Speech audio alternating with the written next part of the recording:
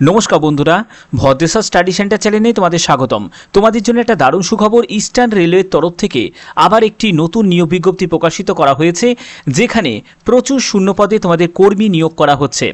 এখানে তোমাদের আবেদন করতে গেলে অবশ্যই তোমরা যে কাজ থেকে বিলং করো না কেন, তোমার 18 থেকে 40 বছরের মধ্যে তোমার বয়স হতে হবে এবং যোগ্যতা শুধুমাত্র মাধ্যমিক পাস যোগ্যতা, অর্থাৎ তুমি যদি মাধ্যমিক পাস করে থাকো তাহলেই কিন্তু তোমরা আবেদন করতে পারবে। এটা কিন্তু ইস্টার্ন রেলের তরফ থেকে দ্বিতীয়বার এর একটি নোটিফিকেশন প্রকাশিত করা হয়েছে, যেটা তোমাদের জন্য, প্রত্যেক প্রার্থীদের জন্যই কিন্তু একটা বড় অপরচুনিটি। অবশ্যই তোমরা ভিডিওটা দেখলে তোমরা কমপ্লিট ইনফরমেশন পাবে। তো মূল ভিডিওতে যাওয়ার আগে চাকরি রিলেটেড প্রতিদিনের আপডেট পাওয়ার জন্য, সেটি সরকারি হোক বা বেসরকারি হোক, বিভিন্ন চাকরির কমপ্লিট ইনফরমেশন পাওয়ার জন্য অবশ্যই ভদ্রেশ্বর স্টাডি সেন্টার চ্যানেলটাকে সাবস্ক্রাইব করে বেল আইকন অল করে রাখবে। তো চলো মূল ভিডিওতে চলে যাচ্ছি। ভালো করে ভিডিওটা দেখো, ভিডিওটার মধ্যে প্রত্যেকটি গুরুত্বপূর্ণ স্টেপ কিন্তু আমি বলবো এবং সেগুলো কিন্তু তোমাদের জেনে রাখাটা দরকার যদি এখানে আবেদন করতে চাও। এখানে প্রথমে যেটা বলা হচ্ছে সেটি হচ্ছে place of submission of application, অর্থাৎ আবেদনপত্রটা কোথায় গিয়ে জমা দেবে। জমা দেওয়ার জন্য এই যে ঠিকানাটা দেখতে পাচ্ছ, divisional commercial manager office, eastern railway, Sealdah division. দেখো এখানে যে নিয়োগটি করা হচ্ছে সেটা শিয়ালদা ডিভিশনের তরফ থেকে, যেখানে ডিআরএম বিল্ডিং 44 নম্বর, room number 44, Kaiser street, Kolkata 7,14,000। এই ঠিকানায় তোমরা ডাইরেক্ট চলে যাবে। সেখানে গিয়ে তোমরা বাই পোস্টেও কিন্তু জমা দিতে পারো, অথবা তোমরা কিন্তু কি করতে পারো, ডাইরেক্ট গিয়েও কিন্তু তোমরা জমা দিতে পারো। দুটো কিন্তু অপশান থাকছে। এর পরবর্তী যেটি বলা হচ্ছে date of submission of application, অর্থাৎ আবেদনপত্র জমা দেওয়ার তোমাদের ডেট। 19 তারিখ থেকে তোমাদের আবেদনপত্র জমা নেবে, অর্থাৎ জুন মাসের 19 তারিখ থেকে জমা নেবে, আপ টু তোমাদের 8ই জুলাই পর্যন্ত তোমরা জমা করতে পারবে। সকাল 11টা থেকে বিকেল 4টে পর্যন্ত টাইমিং থাকবে। যে কোনো ওয়ার্কিং ডেজে তোমরা ওখানে গিয়েও কিন্তু জমা দিতে পারো। আমি বলবো, আমার পার্সোনাল সাজেশন দেবো, তোমরা গিয়ে কিন্তু জমাটা দাও, ঠিক আছে। এরপর যেটা বলা হচ্ছে 9/7/2024 আপ টু দুপুর 2টো পর্যন্ত এখানে কিন্তু টাইমিং থাকছে। এবং date of opening application box, অর্থাৎ তোমরা যে ফর্মটা যে জমা দিলে, একটা বক্সে জমা দিলে, এই বক্সটা কিন্তু ওপেন হবে, ঠিক আছে। এই বক্সটা ওপেন হবে কত তারিখে, সেটা হচ্ছে 9ই জুলাই ওপেন হবে, ঠিক আছে। 2:30-র সময়, দুপুর 2:30-র সময় কিন্তু এই বক্সটা ওপেন করা হবে। এবং তারপরে কি হবে, এখানে যেটা বলা হচ্ছে notice board, location, website, particular, complete details, এগুলো যাবতীয় কিন্তু তোমরা পরবর্তী সময় কিন্তু তোমরা জানতে পারবে। সেটা অফিসিয়াল ওয়েবসাইটের মাধ্যমেও তোমরা জানতে পারো, অথবা তোমরা ডাইরেক্ট কিন্তু এই ডিসিএম বিল্ডিংয়ে তোমরা চলে যাবে, সেখান থেকেও কিন্তু তোমরা জেনে নিতে পারবে সেই সিলেকশনে তোমার নাম আছে কি নেই। এখানে দেখো, এবার দেখো কারা কারা আবেদন করতে পারবে আর কারা কারা আবেদন করতে পারবে না, এই জায়গাটা ভালো করে বুঝে নাও। এখানে 2 নম্বর প্যারাতে যেটা বলা হচ্ছে, the applicant should not be below 18 years, অর্থাৎ 18 বছরের কম যারা ব্যক্তি আছে তারা কিন্তু আবেদন করতে পারবে না। এর আগে আমাকে অনেকে কমেন্ট করেছিলে যে স্যার আমার 17 বছর 11 মাস, ঠিক আছে, আমি কি আবেদন করতে পারি? একদমই নয়, কারণ এখানে বলাই আছে ন্যূনতম বয়স কিন্তু তোমার 18 বছর হতেই হবে। এবার দেখো সর্বোচ্চ বয়স কিন্তু এখানে বলা নেই, তবে আগেও যখন শিয়ালদা ডিভিশনের তরফ থেকে যখন বিজ্ঞপ্তি প্রকাশিত করা হয়েছিল, সেখানে কিন্তু 40 থেকে 45 বছর কিন্তু আপার এজ লিমিট কিন্তু ছিল। তবে আমি একটা কথা বলবো, তোমরা যদি এই ব্যাপারে তোমাদের যদি কোনো কনফিউশন যদি কাজ করে, অবশ্যই তোমরা ডিআরএম বিল্ডিংয়ে তোমরা চলে যাবে, ডাইরেক্ট ডিআরএম বিল্ডিংয়ে চলে যাবে, কারণ এখন অনেক সময়সীমা আছে, তার জন্য সেক্ষেত্রে অনেকটা টাইম আছে। তোমরা ডিআরএম বিল্ডিংয়ে গিয়ে তোমরা যাবতীয় যদি কোনো এজ রিলেটেড তোমাদের যদি কোনো কোয়ারি থাকে বা যে কোনো কোয়ারি থাকে, তোমরা অবশ্যই কিন্তু সেখান থেকে সরাসরি জেনে নিতে পারো। আচ্ছা, এজ প্রুফের জন্য তোমাদের কি ডকুমেন্ট লাগবে? Copy of age proof documents তোমরা লাগবে, যেটা তোমরা দিতে পারো, অথবা তোমরা কিন্তু মাধ্যমিকের সার্টিফিকেটও কিন্তু দিতে পারো, কোনো অসুবিধা কিন্তু নেই।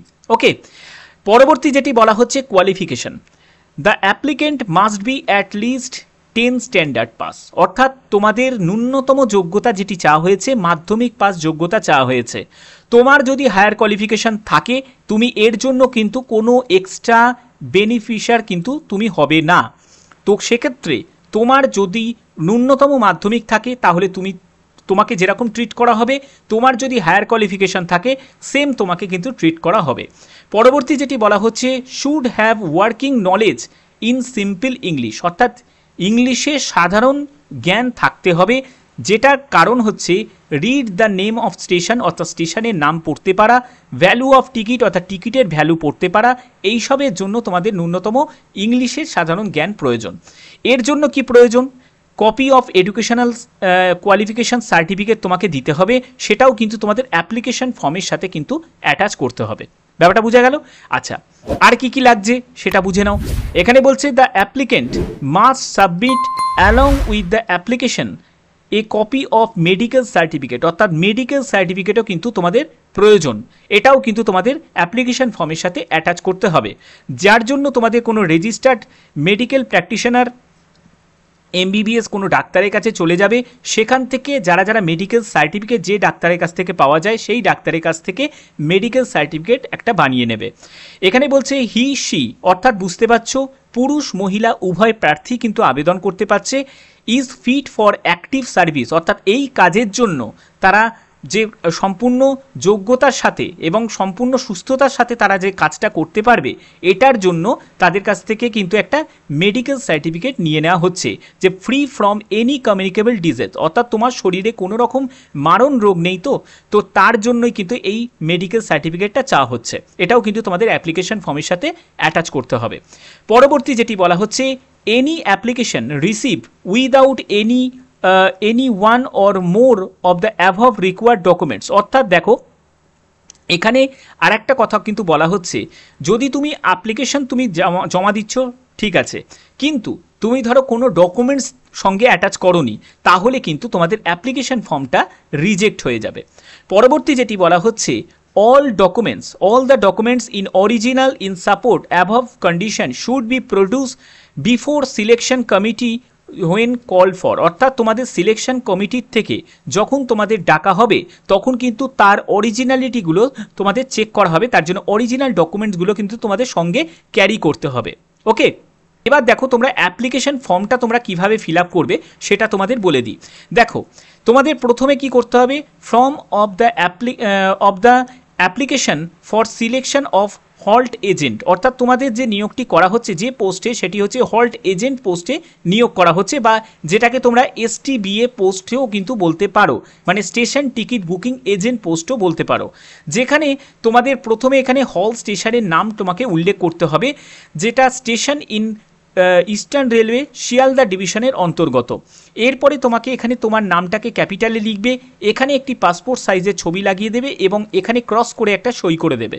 এরপরে তোমার ফাদারের নেম লিখতে হবে এবং এজ বা ডেট অফ বার্থ তোমাকে এখানে কিন্তু উল্লেখ করতে হবে। এডুকেশন কোয়ালিফিকেশান অবশ্যই তোমরা এখানে মাধ্যমিক দিয়েও ছেড়ে দিতে পারো, অথবা তোমরা চাইলে এখানে কিন্তু তোমরা হায়ার কোয়ালিফিকেশানও কিন্তু দিতে পারো, যেরকম তোমাদের ইচ্ছা। এর পরবর্তী হচ্ছে পার্মানেন্ট রেসিডেন্সিয়াল অ্যাড্রেস, এখানে কিন্তু আপ টু পিনকোড পর্যন্ত সম্পূর্ণ অ্যাড্রেসটা কিন্তু তোমরা দেবে। এরপরে হচ্ছে টেলিফোন নাম্বার যদি থাকে সেটাকে কিন্তু তোমাকে এখানে মেনশন করতে হবে।